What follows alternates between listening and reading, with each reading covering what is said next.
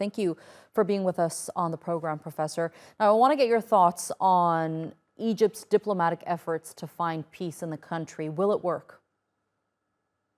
Well, I think that is a big question. And at the moment, it's unlikely to work simply because General Burhan, who, though he recognizes the need for negotiation, he will not do it unless he has a significant advantage. It's good that he's managed to get out of Khartoum and that gives the right signals, but he has to consolidate his position first and negotiate from a place of strength.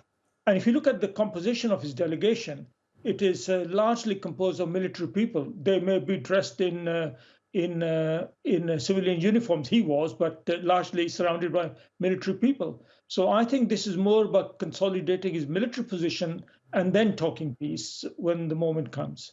Right, and thousands of people, as I mentioned, have died and the destruction is ongoing. You were the UN humanitarian coordinator for Sudan. Give us some insight into how bad the situation has gone since this recent conflict started. I mean, how did the situation go from bad to worse? Well, the situation in Sudan at the moment is as bad as it has ever been over the last 20, 30 years, with the millions that are displaced and as refugees, and the resurgence of the ethnic violence in Darfur.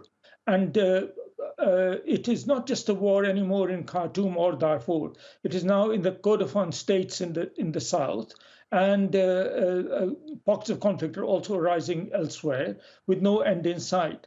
So if you look at the fact that in the past, when situations have been bad at various times, including at my time, there was always aid coming through. We had difficulty getting aid in, but generally aid wasn't targeted and you got aid through to as many people as you could, which was it was the largest aid receiving country at that time. But now our problem is that aid agencies are finding it very, very difficult to operate and get assistance through. So, a long answer to your short question, it's as bad as it has ever been for the last 20, 30 years. And of course, millions of Sudanese have also fled to, rather, a million of the 3.4 million displaced have fled to neighboring countries, but they're also in dire need of humanitarian assistance.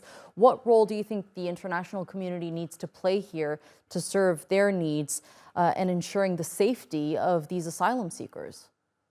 Well, I think first to say that considering the dire situation in South Sudan, the fact that only 1 million have fled actually indicates there are obstructions to them leaving. By now, far more people should have fled because the situation is so dire inside the country. And therefore, what the humanitarian community can do, and what I hope these talks in Egypt or anywhere else can do, is to make sure that the borders are open so that more people would flee. If more people could flee safely, remember, Sudan is a very big country. In order to get to the border, you have to navigate yourself across hundreds of kilometers, if not thousands, before you get to a border.